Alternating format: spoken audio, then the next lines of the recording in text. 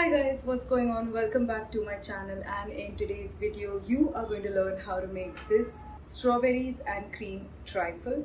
It's beautiful, it's super easy and comes together very quickly. So this easy dessert has 3 layers. As you can see, we have the strawberry jelly with some fresh strawberries inside.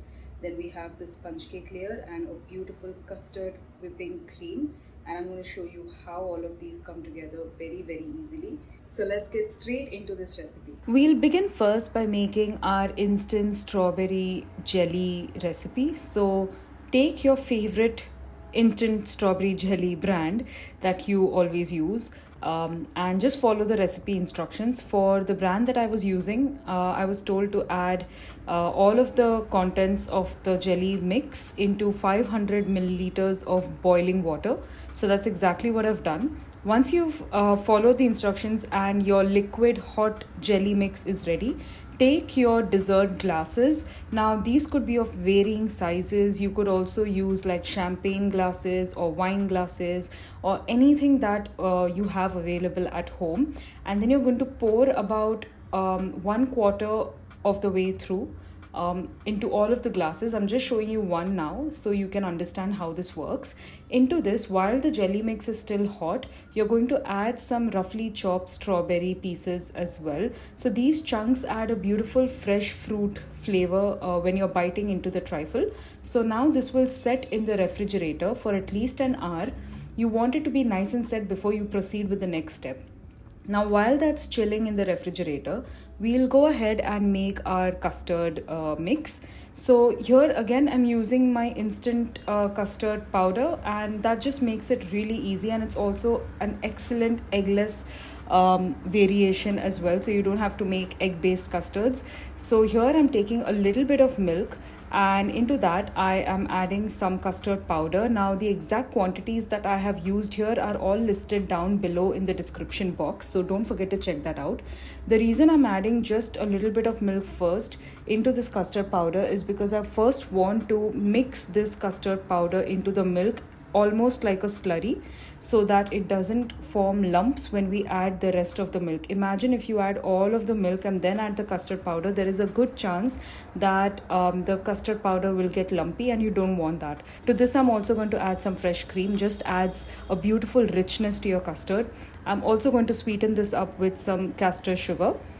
Remember, the heat is off right now. Once I've added the castor sugar, I'll turn the heat on and make sure that the heat is to medium low or low. You don't want to cook this very quickly or at a very high flame or high heat. If you start cooking the custard on a very high heat, it will start to catch at the bottom, and even if you're using a non-stick pan, it will just cook too rapidly and might get really lumpy.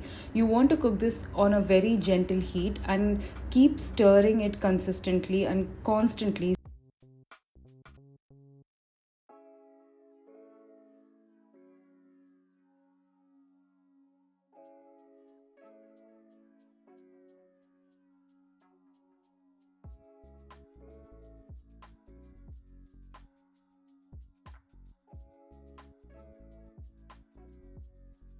As you can see, the custard is starting to thicken up, which is just perfect.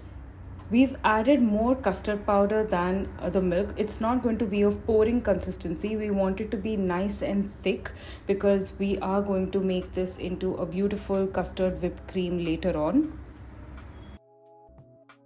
That is looking perfect, and that's the consistency we're after. Also note that as this continues to cool, it will thicken up even further. Now what you're going to do is transfer this to another bowl and let it cool down to room temperature.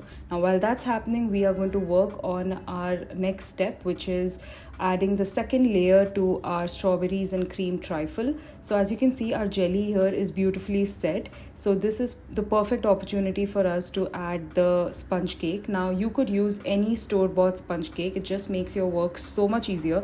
I've used Iyengar Bakery's sponge cake. You could also use butter cake that is very easily available in stores as well. The choice is completely yours. I personally love the flavor of this vanilla mava cake that we get in Iyengar's Bakery, and that's the reason why I've used that. It's almost like creating a collage here. You have complete creative freedom to fill the spaces in this trifle so that it is covered really well with the sponge cake. So we'll keep that aside now and let's finish the final layer. As you can see here, our custard mix has cooled down to room temperature. Using my electric beaters, I'm going to whip this for about a minute and it will look nice and smooth and fluffy like this. Now into this, I'm going to add my whipping cream. I've used dairy-free whip topping because that's the one that's easily available here. So I've added that, and now again on a medium speed, I'm going to keep whipping this until it forms stiff peaks.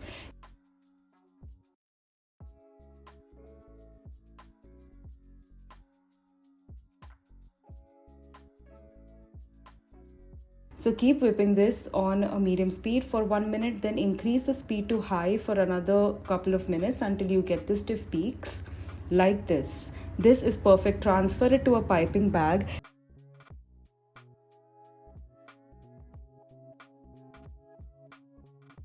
You don't need to use any piping nozzle here, just snip the piping bag and start piping little dollops of this custard whipping cream along the circumference of your glass, and that also covers the sponge cake layer. So you have 3 beautiful distinct layers, and finally you're going to top this off with some halved strawberries, and your strawberries and cream trifle is ready, and it's a perfect New Year's Eve celebration dessert.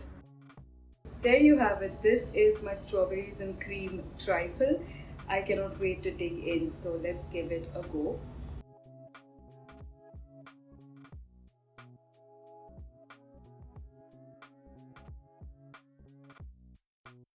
So guys, this is it. This was my recipe for the strawberries and cream trifle. If you enjoyed this video, then please give it a big thumbs up, subscribe to my channel and hit the bell icon so you're notified every time I post a new video. I'll see you in the next baking video. Until then, goodbye and happy baking.